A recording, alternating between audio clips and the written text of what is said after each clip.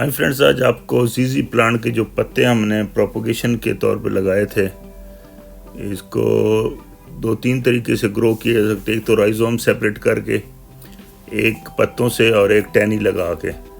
तो मैंने ये सारे तजर्बे किए हैं और सब के सब सक्सेसफुल हुए हैं।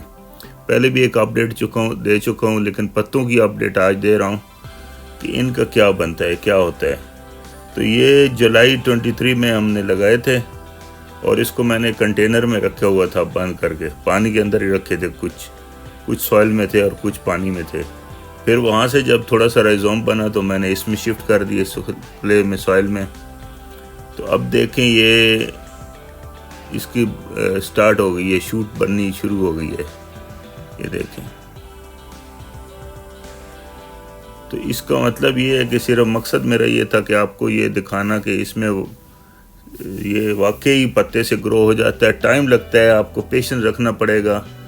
इसकी नमी, पानी, सॉइल में नमी रखनी पड़ेगी और ह्यूमिडिटी रखनी पड़ेगी, ऊपर स्प्रे करते रहना कभी कभी, तो ये ग्रो हो जाता है। तो आप भी ये ट्राई कर सकते हैं, बट कंट्रोल एनवायरनमेंट में रखिएगा इन द बिगिनिंग,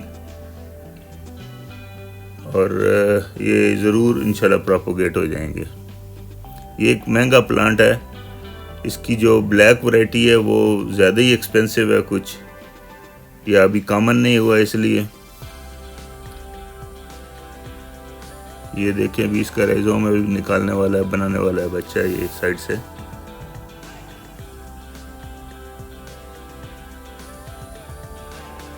हाँ, इसकी ये शूट फ्रेश नज़र आ रही है। तो दोस्तों, ये सिर्फ अपडेट आपको देनी थी। आप भी इस तरह ग्रो कर सकते हैं। आप ज़रूर ट्राई करें और आपके बहुत ज़्यादा प्लांट, इंडोर के लिए बेस्ट प्लांट है।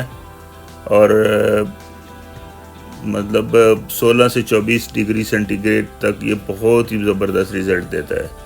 मेरे पास एक ह्यूज प्लांट है, बड़ा सारा, और वो भी बहुत ही अच्छी कंडीशन में चल रहा है। Thank you very much for watching.